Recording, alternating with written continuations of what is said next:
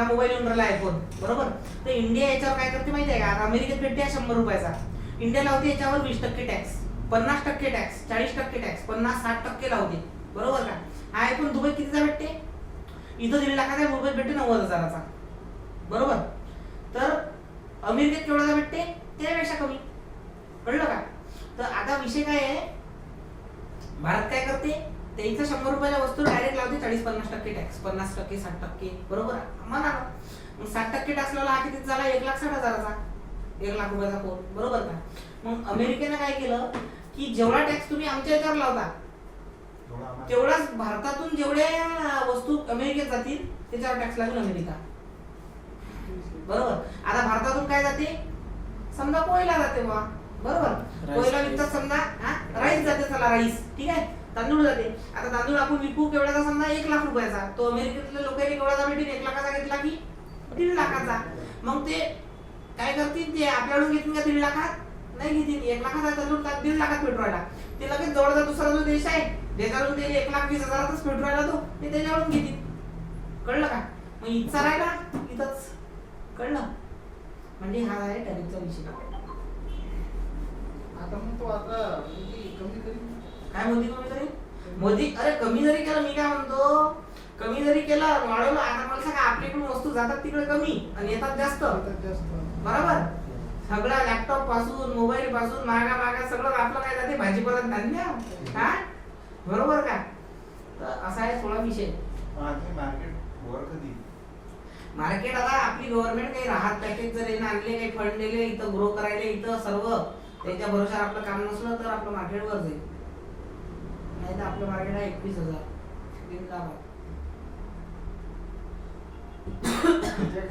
Even मंदी येऊ शकते. हा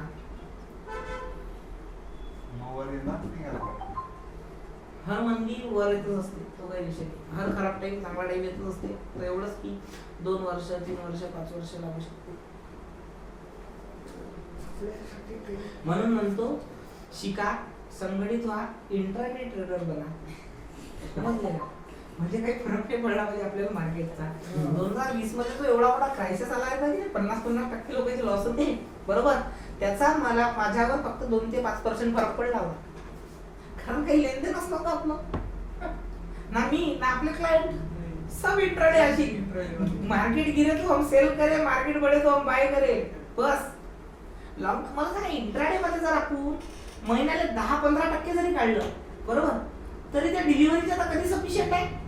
वर्षाला 100% वर डिलिव्हरी मध्ये एवढं कधी भेटत असं 15% आरामात इंट्राडे मध्ये काहीच होणार नाही. तुम्हाला जे मी स्ट्रॅटेजी शिकवली तुम्ही अजून ती जर पाहिली असती, आता काल मी शिकवलं, कालपासून बघत आहे काही थोडा, बघा कालचा काय झालं, स्टॉप लॉस किती टार्गेट हिट, कालचा का, हा आपला जो एंट्री घेतली आपण, नाही टार्गेट हिट झालं त्याचं, टार्गेट हिट झाला, हो पाहत होतो. हा का, वाढला रात्री, वाढला होता. बापरे, ऑप्शन नाही वाढला समजा आहे ना. ऑप्शन आपला मार्क आहे सर, ऑप्शन आपला मार्क आहे कारण एक्सपायरी आली जवळ, बरोबर. आणि आपलं स्ट्राईक आहे खूप दूर, काहीच नाही म्हणत झालं. हा असा विषय झालेला आहे ना. फक्त ट्रेड आपला सक्सेसफुल आहे, फक्त ते ऑप्शन ना माती खाली ते, मग आपण काय फेल गेला, आपण दोष देतो आपल्याला, आपल्या रिसर्च मध्ये दोष नसतेच. फेल नाही, एक्सपायरी जवळ आली तर अरे मग ते समोर आलं ना, एक्सपायरी जवळ स्ट्राईक प्राइस खूप दूर, 87,000 आहे ना, 87, 88,000 आहे ना, बरोबर आहे. पण सर त्याची मजा येईल, जेवढा जवळ जाईल ना तेवढा व्होलॅटिलिटी खूप होते बरं. 50 रुपयाला 500 रुपये टाइम नाही लावणार, एवढं लक्षात ठेवा. 1000 रुपयाला जर गोल्ड वाढला ना ते 9च्या पळायला जाणार आहे, तर तसं आपल्याला करावं लागतं समजा. ठीक आहे, बघा आता चार्ट शिकून राहिलो, सगळं शिकून राहिलो, बेसिक राहिलं तुमचं शिकवायचं, पुढे शिकवत राहिलो मी, बरोबर. काय लाईट बंद कर बरं, थोड्यावर चमकत आहे.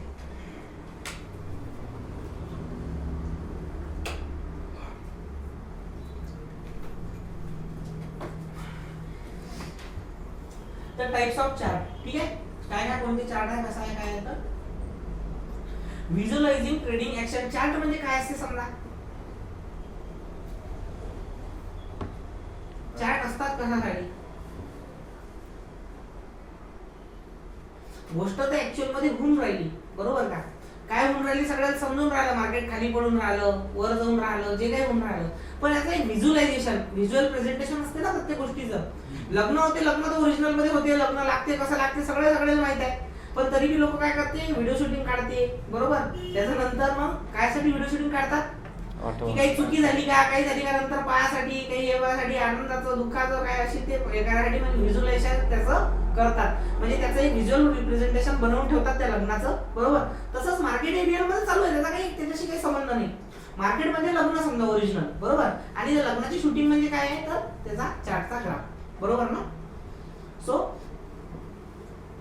Visualising trading action via line and bar chart for short. ठीक आहे. आता OHLC डेटा कॉम्प्लेक्सिटी, OHLC काय असते, हाय लो आणि ओपन क्लोज, बरोबर. ठीक आहे. तर याच्यावर आपल्याला काय माहित पडते की बा हाय कितीचा आहे, लो कितीचा आहे, ओपन कितीवर झाला, क्लोज कितीवर झाला, हे सगळं आपल्याला त्या चार्टवरून माहिती पडते, राईट. आता हे तर तुम्हाला ऍप्लिकेशन मध्ये लिहून भेटते, म्हणून जर ऍप्लिकेशन तुमच्या लिहून नाही तर तुम्हाला माहित कसं पडणार. तुम्हाला त्यासाठी काय पाहिजे, व्हिज्युअलाइज डेटा पाहिजे, त्याच्यावर तुम्ही हाय लो सगळं ओळखू शकाल, राईट. तरी बी तुम्हाला निफ्टीचा भेटते का हाय लो, नाही भेटत निफ्टीचा. तर निफ्टीचा तुम्हाला कुठं बघायला लागते, चार्टवर जाऊन बघायला लागते, राईट. त्यानंतर ट्रेडिशनल चार्ट लिमिटेशन. ट्रेडिशनल चार्टचे काय लिमिटेशन असतात, column, pie, area chart, fail, technical analysis, except. म्हणजे काय की तुम्ही आता ते हे आखू नाही शकत तुमचं, बरोबर ना, लावू नाही शकत, हे नाही करू शकत, पण चार्ट असलं तुम्ही लावू शकता, बरोबर नाही, ट्रेंड लाईन काढू शकता, सर्व करू शकता. Line chart efficiency. आता लाईन चार्ट मध्ये काय प्रॉब्लेम असते, लाईन चार्ट म्हणजे काय, एकच लाईन अशी खाली वर वर खाली अशी सर्व जे करते त्याला काय म्हणतो आपण लाईन चार्ट. मग त्याच्यामध्ये काही प्रॉब्लेम आहेत ना, तुम्हाला हायलो बरोबर काढता येत नाही त्याच्यामध्ये, हायलो कसं काय काढता येईल, तो पॉईंट अशी सरळ रेषच नाही दिसत तुम्हाला, राईट. सो त्याच्यामध्ये प्रॉब्लेम राहतात.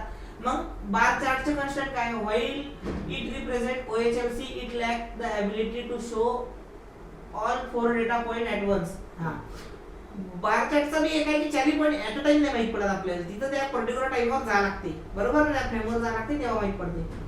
त्यानंतर data visualization complexity. Even 10 day chart require visualizing 40 data point, बरोबर. 10 दिवसाचा जरी चार्ट घेतला तर आपल्याला काय 40 डेटा पॉइंट म्हणजे कॅन्डल लागतात, बरोबर ना, पायासाठी. मेकिंग लॉंगर पिरियड डंटिंग म्हणजे काय, आपण लई लॉंगर टाइमचा करू नाही शकत, बरोबर ना, प्रॉब्लेम येतो ना थोडासा. जापनीज कॅन्डलस्टिक इमर्जन्स काही काम नाही आहे हे due to traditional line chart. आता हे ट्रेडिंग व्यू म्हणा, हे म्हणा, हे काय देते आपल्याला, हे ट्रेडिशनल आहेत का, ट्रेडिशनल आहे का. ट्रेडिशनल म्हणजे जुना ऍज इट इज जसाचा तसा देणारा त्याला म्हणतात ट्रेडिशनल. नवीन फुल फीचर सोबत, फुल याच्यासोबत, फुल याच्यासोबत, EMA RSI सगळे इंडिकेटर सोबत याच्यासोबत जो देते त्याला काय